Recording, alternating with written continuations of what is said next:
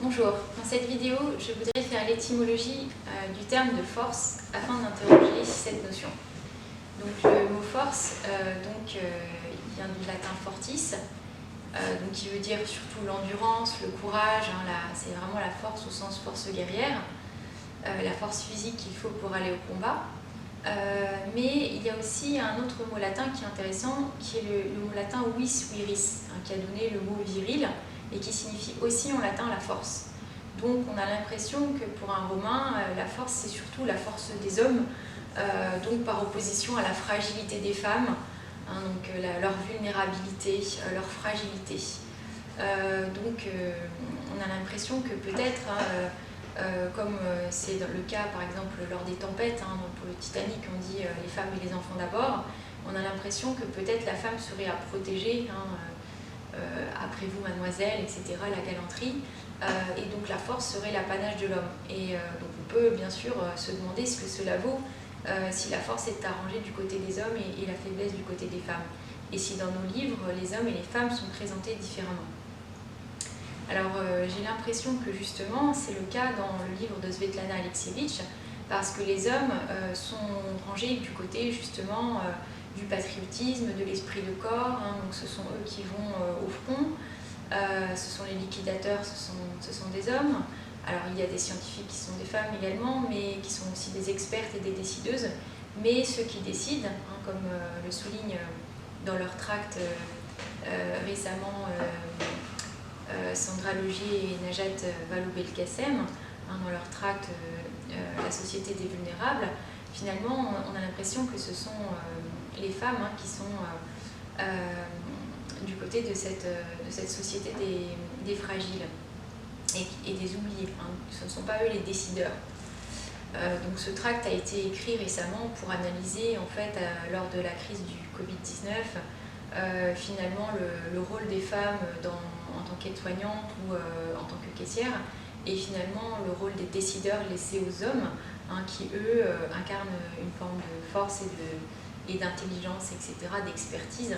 Et bien sûr, en tant que féministes, elles viennent bousculer les idées reçues et cette vision de l'éternel masculin.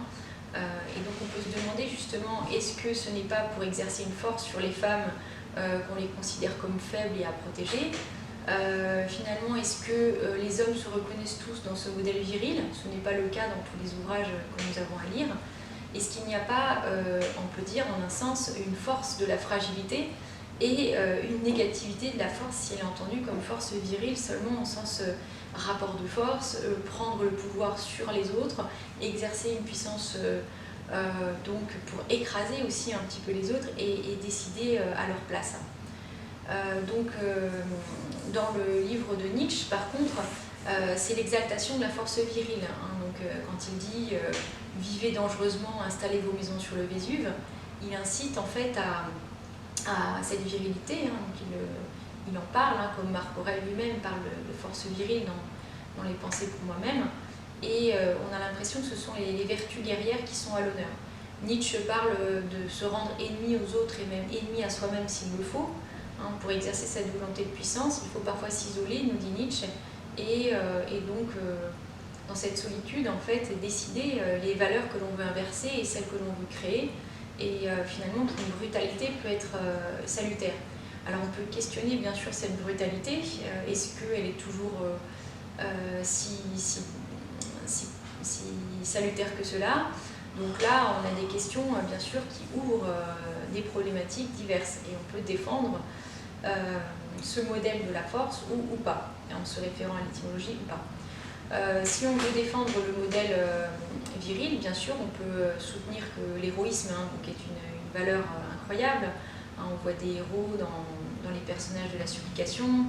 On voit aussi le héros vanté dans sa solitude en fait, chez Nietzsche. Mais aussi, parfois, on voit le contrepoint, c'est-à-dire que parfois, les témoins de Svetlana Alexievitch disent qu'ils ne sont aucunement des héros, qu'ils sont du côté de l'ordinaire. Finalement, paraissent plus héroïques les femmes, dans leur douceur, dans leurs soins, prodigués jusqu'au bout aux victimes. Et finalement, il y a l'apaisement qui est trouvé auprès des mater dolorosa, c'est-à-dire comme la Pietà de Michel-Ange, hein, c'est-à-dire l'image de Marie-Madeleine aussi, ces femmes qui pleurent, hein, qui sont du côté des larmes et qui consolent, qui comprennent en fait la souffrance et qui prennent avec elles ceux qui souffrent pour les consoler. Hein, donc là, on a ça aussi dans les livres. Et il y a une certaine grand-mère qui ne veut pas partir, hein, qui veut rester dans le cours ordinaire de la vie. Et on a l'impression que la femme incarne ce côté rassurant de celle qui régénère, qui donne vie, qui va retisser en fait le fil des jours, etc.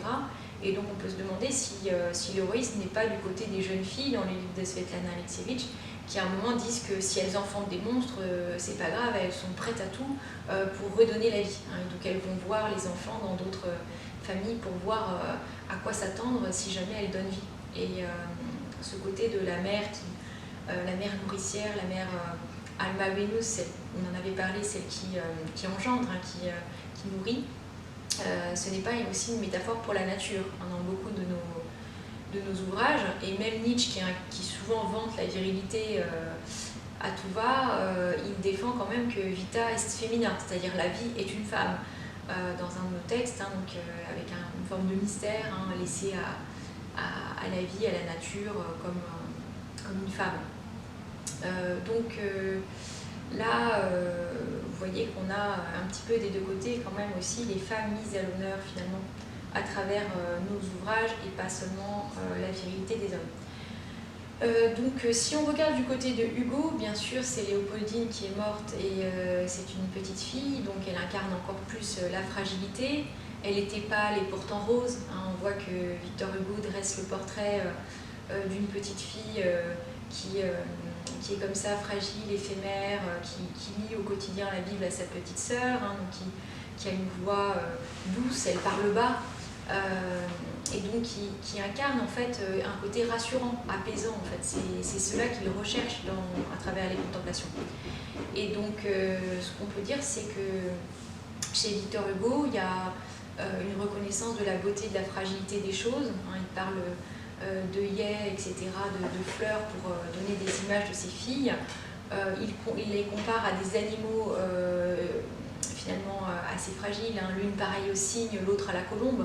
Donc c'est la beauté en fait de la femme dans sa fragilité qui fait sa force. Cela peut peut-être rejoindre des philosophies bouddhistes également ou taoïstes, où en fait on admire par exemple dans la nature les fleurs en fait, de cerisier qui ne durent qu'un jour, hein. Apparemment elles s'envolent au vent et des poètes ou des romanciers comme Mishima ont magnifié en fait, cette neige de printemps, hein, ces fleurs qui tombent et sous lesquelles les Japonais s'installent pour apprécier la beauté de la vie éphémère et accepter cette fragilité au fond d'eux-mêmes. Et donc pour un bouddhiste ou un taoïste, la vie n'est pas belle malgré le fait qu'elle passe, mais parce qu'elle passe. Hein. C'est parce qu'elle passe que finalement il y a cette intensité en fait, de l'instant. Et donc c'est vraiment cet instant magique où la beauté des petites choses nous apparaît qui fait la saveur de la vie, le sel de la vie, comme dirait Françoise Héritier. Voilà. Et donc ça se voit aussi à travers nos livres quand on voit des gens tout à coup apprécier dans la supplication des fourmis qui marchent. Hein. Donc ils regardent tout à coup la nature qui prend vie, un oiseau qui repasse, et voilà, c'est signe annonciateur de la fugacité des choses, mais aussi du retour des saisons et du côté rassurant de la nature. Donc voilà ce qu'on pourrait dire. Et pour terminer en fait, sur cet éloge de la faiblesse ou éloge de l'humilité, j'aimerais bien faire référence à deux poètes. Le premier c'est Aimé Césaire. Aimé Césaire qui a écrit des très beaux poèmes, et il y en a un qui commence par « Moi qui Krakatoa », hein, moi qui plus fort que Zambèze, donc il est comme le fleuve, il est comme le volcan, etc. On sent cette force virile, et ensuite il explique qu'il voudrait se rendre plus humble, hein, sans cesse plus humble et plus bas, et tomber jusqu'à tomber. Alors je peux vous lire exactement le vers. « Je voudrais être de plus en plus humble et plus bas, toujours plus bas, sans vestige ni vertige, jusqu'à me perdre et tomber. » Hein, voilà ce qu'il dit.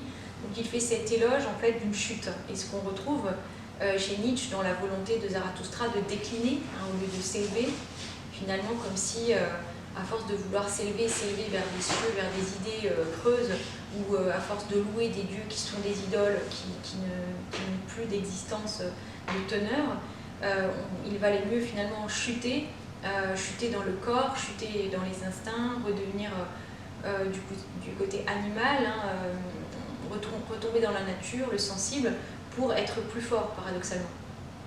Et donc, on retrouve également cette humilité chez Hugo, le romantique, avec l'ombre et la lumière, donc finalement une beauté de l'ombre et une beauté de ce qui passe.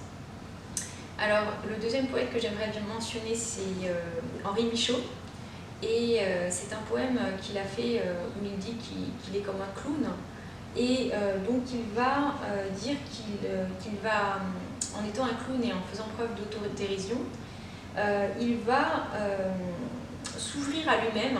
Et ce n'est que par cette autodérision, cette acceptation du dérisoire, donc cette grande blague qu'on est soi-même à soi-même, c'est en voyant cela qu'il va s'ouvrir à une nouvelle et incroyable rosée. Donc il passe du mot risée, c'est-à-dire être la risée de tout le monde, le clown, mais il va s'ouvrir aussi à cette nouvelle et incroyable rosée, à force d'être nul et rat et risible. Donc le clown qui accepte le tragique de l'existence avec un certain humour. Et donc l'humour est présent bien sûr également dans l'ouvrage de Svetlana Alexievitch, lorsque notamment des soldats essayent de se redonner du courage pour faire face avec le peu de moyens, les moyens dérisoires qu'ils ont, à la force atomique et à la force des éléments qui se déchaînent. Et donc l'un d'entre eux lance la blague suivante: si on met des robots sur le toit du réacteur de Tchernobyl, combien de temps tiendront-ils? Alors si c'est un robot japonais, 5 minutes, si c'est un robot américain, 5 minutes, et si c'est un robot soviétique, il tiendra 2 heures. Savez-vous pourquoi? Et de s'esclaffer, le soldat répond 2 heures parce qu'on lui a été donné l'instruction: soldat Ivanovitch, dans 2 heures, vous pourrez descendre fumer une cigarette. Alors donc là, on voit que c'est par le rire, en fait, finalement, par l'humour, par la déflation que l'humour produit, que la plus grande force peut être réalisée. Et donc l'autodérision de ces soldats qui se moquent aussi de l'idéologie soviétique pour se donner de la force face à l'épreuve qu'ils ont à subir. Je vous remercie de votre attention et j'espère que cela vous a plu.